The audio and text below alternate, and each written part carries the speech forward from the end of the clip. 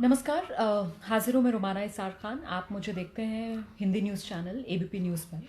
आज मैं एक बड़े महत्वपूर्ण मुद्दे पर आपसे बात करने आई हूँ और दरअसल वो जो मुद्दा है वो टीआरपी के फर्जीवाड़े का है। ये मुद्दा आप सोच रहे होंगे कि इतना महत्वपूर्ण कैसे हो जाता है आपके लिए। ये मुद्दा आपके लिए महत्वपूर्ण है, सिर्फ आपके लिए महत्वपूर्ण नहीं है, ये मुद्दा देश में लोकतंत्र के लिए महत्वपूर्ण है। कैसे, इसको गौर से समझिए। देखिए, मुंबई पुलिस ने आज एक प्रेस कॉन्फ्रेंस की और इस प्रेस कॉन्फ्रेंस में मुंबई के पुलिस कमिश्नर परमवीर सिंह वो सामने आए। उनकी तरफ से बताया गया कि देश में टीआरपी का रैकेट चल रहा था जिसका भंडाफोड़ मुंबई पुलिस ने किया है। टीआरपी क्या होती है? टीआरपी टेलीविजन रेटिंग पॉइंट होता है। एक तरीके से टीआरपी जो है हर हफ्ते एक रिपोर्ट कार्ड होता है जो चैनल्स को दिया जाता है कि आपको इतने लोगों ने देखा, आपको इतने लोगों ने देखा, और उस आधार पर जो चैनल्स हैं वो बताते हैं कि कौन नंबर 1 है, कौन नंबर 2 है, और चैनल्स अपना वो रिपोर्ट कार्ड लेकर जाते हैं एडवर्टाइजर्स के पास। उसी के आधार पर जो एडवर्टाइजर है वो एडवर्टाइजमेंट अपना चैनल को देता है। मतलब एक तरीके से चैनल को पैसा कमाने का जरिया जो है उसे आसान करता है ये टीआरपी। क्योंकि अगर टीआरपी अच्छी है, अगर चैनल की रैंकिंग अच्छी है, तो जाहिर सी बात है ज्यादा से ज्यादा एडवर्टाइजर्स चाहेंगे कि उनके प्रोडक्ट का एडवर्टाइजमेंट उस चैनल पर आए।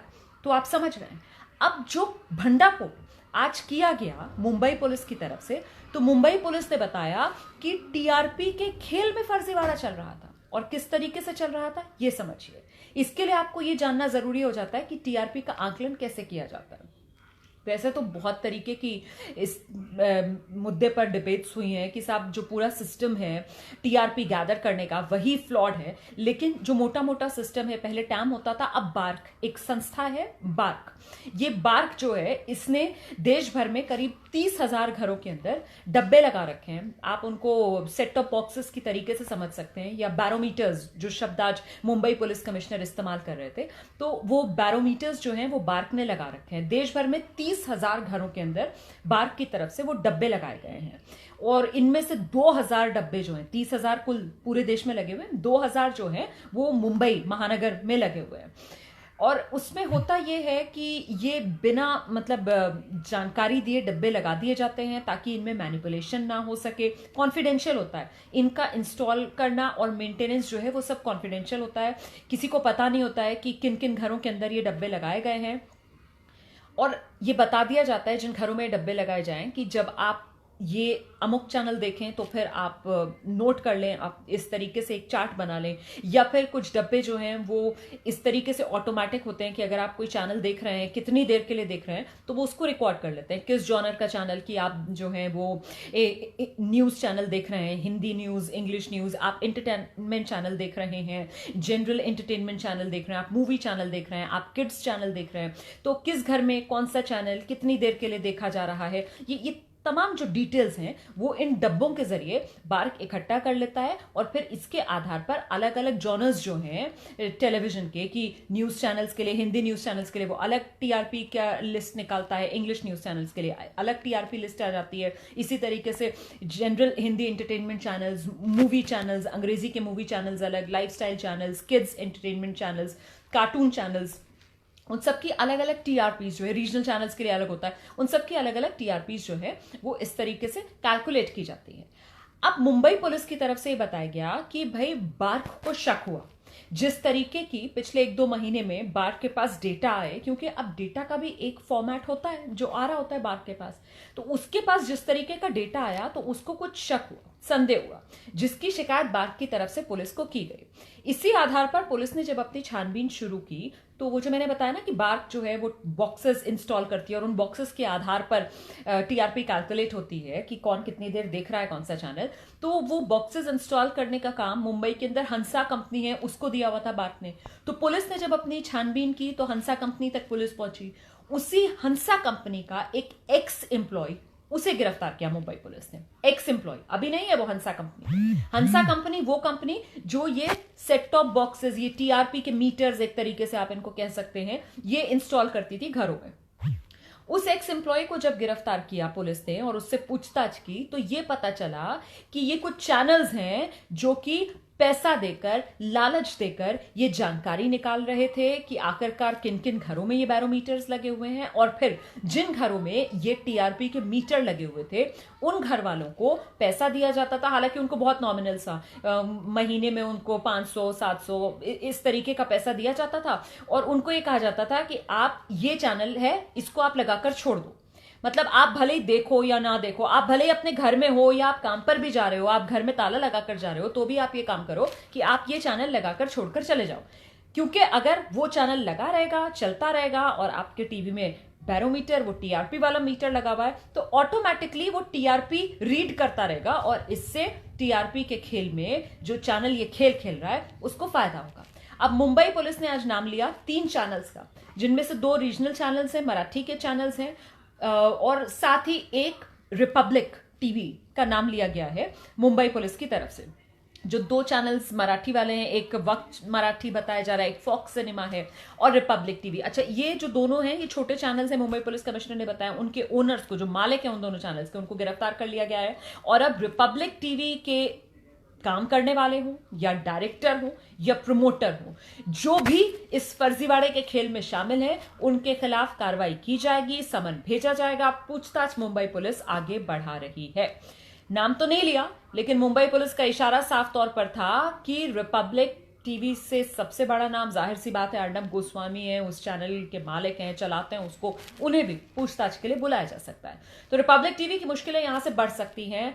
आपको नहीं भूलना चाहिए किस तरीके से रिपब्लिक टीवी जो है इस टीआरपी को बेच रहा था। आप स्क्रीन देखिए, जिस तरीके का फुहड़पन रिपब्लिक टीवी दिखा रहा था, कि वो बाकायदा छाती ठोक कर दिखाता था कि इतने हमारी टीआरपी आ गई है, हमने उस चैनल को इतना पछाड़ दिया है, हमने उस चैनल को इतना पछाड़ दिया है, हमने बादशाहत इतने साल पुरानी खत्म कर दी है। ये जो खेल खेला जा रहा था वो दरअसल क्यों खेला जा रहा था, आपको समझना पड़ेगा।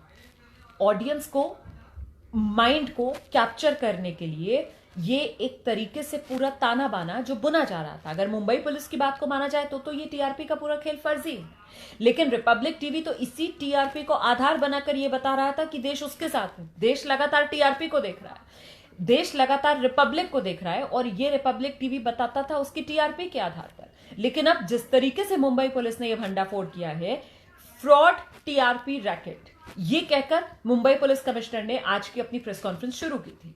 तो अगर ये पूरा खेल और ये पूरा फर्जीवाड़ा जिसका खुलासा मुंबई पुलिस की तरफ से किया गया, इस पर अगर मुहर लगती है, तो जरा सोचिए, ये तो सीधे सीधे लोकतंत्र पर आघात हुआ ना।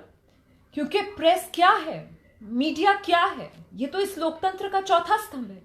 आपने लोकतंत्र के उस चौथे स्तंभ को, जिस पर देश की जनता आंख मूंद कर विश्वास करती है, जिस पर देश की जनता को गर्व है कि वो उनकी आवाज बुलंद करने का काम करता है, वो उनके मुद्दों को आगे बढ़ाने का काम करता है, आपने तो उसको एक जाल में फंसा दिया।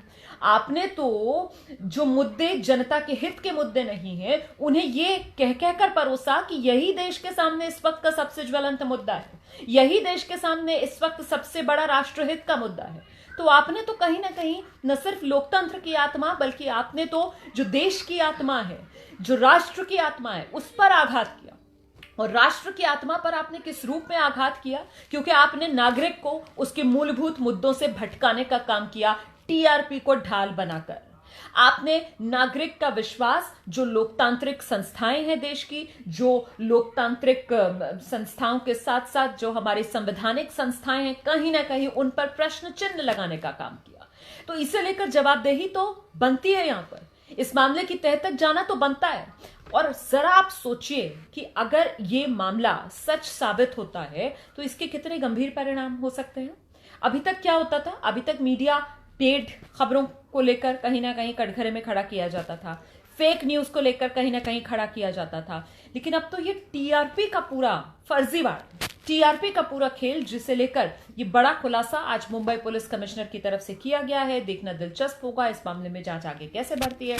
हालांकि हमको नहीं भूलना चाहिए कि रिपब्लिक टीवी की तरफ से अब कहीं ना कहीं ये तर्क दिया जाएगा कि साहब, वो जिस तरीके की खबरें दिखा रहा था, वो खबरें जो सत्ता पक्ष है, महाराष्ट्र सरकार है, उसको सूट नहीं करती हैं, और ऐसे में उसके खिलाफ ये पूरी कार्रवाई जो है वो कहीं ना कहीं दुर्भावना से की गई कार्रवाई है। हो सकता है ये पक्ष जो रखा जाए रिपब्लिक टीवी की तरफ से, लेकिन एक नागरिक के तौर पर हमको लगता है कि इस मामले की तह तक जाना चाहिए, जो सच है वो सामने आना चाहिए। ये न सिर्फ एक फ्री मीडिया जो कि लोकतंत्र की रीढ़ है, एक निष्पक्ष मीडिया जो हर देशवासी चाहता है देश में हो लोकतंत्र को मजबूत करने के लिए, उसके लिए जरूरी है।